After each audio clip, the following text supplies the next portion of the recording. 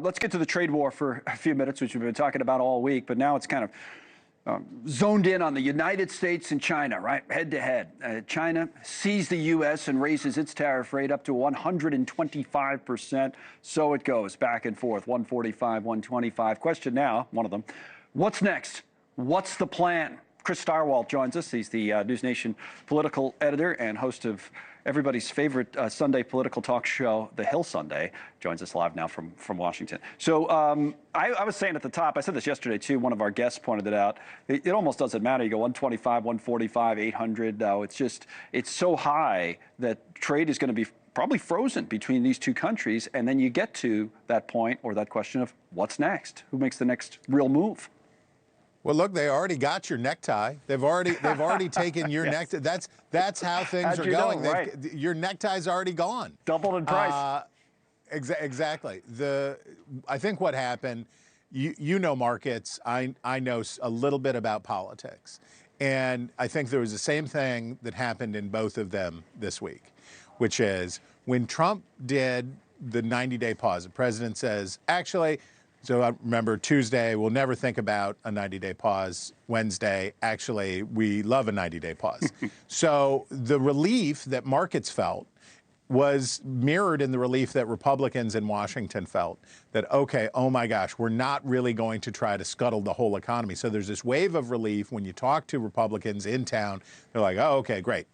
And then the next day, what happens?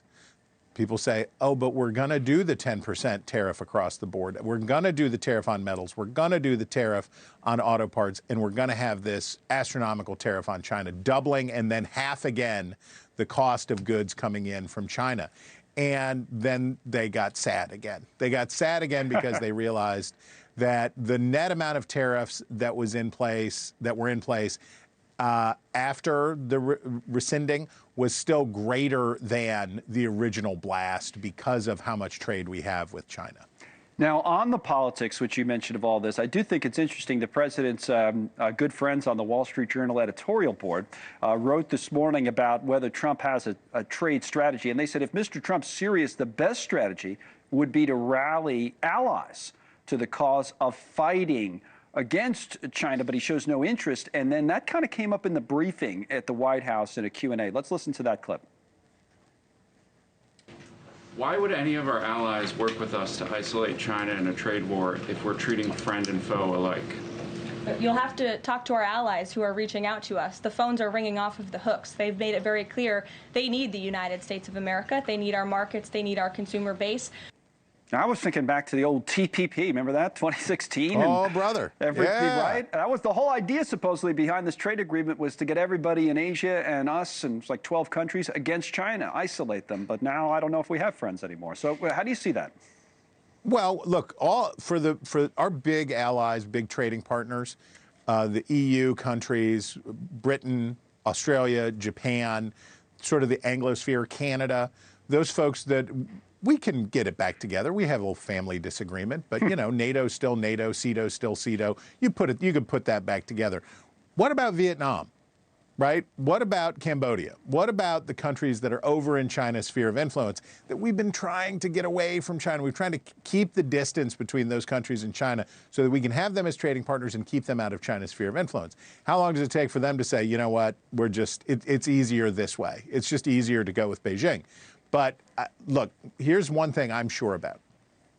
If the administration is serious about wrecking the economy as it is in the name of creating the economy as they think it should be, right? So this is the equity approach to the economy, that they're going to prop up certain jobs at the expense of other jobs to have equity in outcome.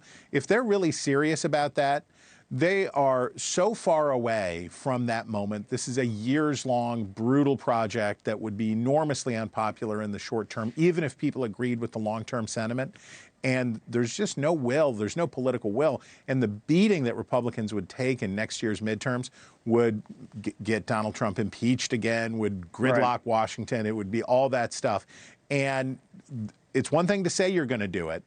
It's another thing to actually live in the consequences of it. And I don't think there's an appetite for that in the Republican Party. Thanks so much for watching. Just go to joinnn.com to find News Nation on your television provider. And don't forget to click the red subscribe button below to get more of News Nation's fact-driven, unbiased coverage.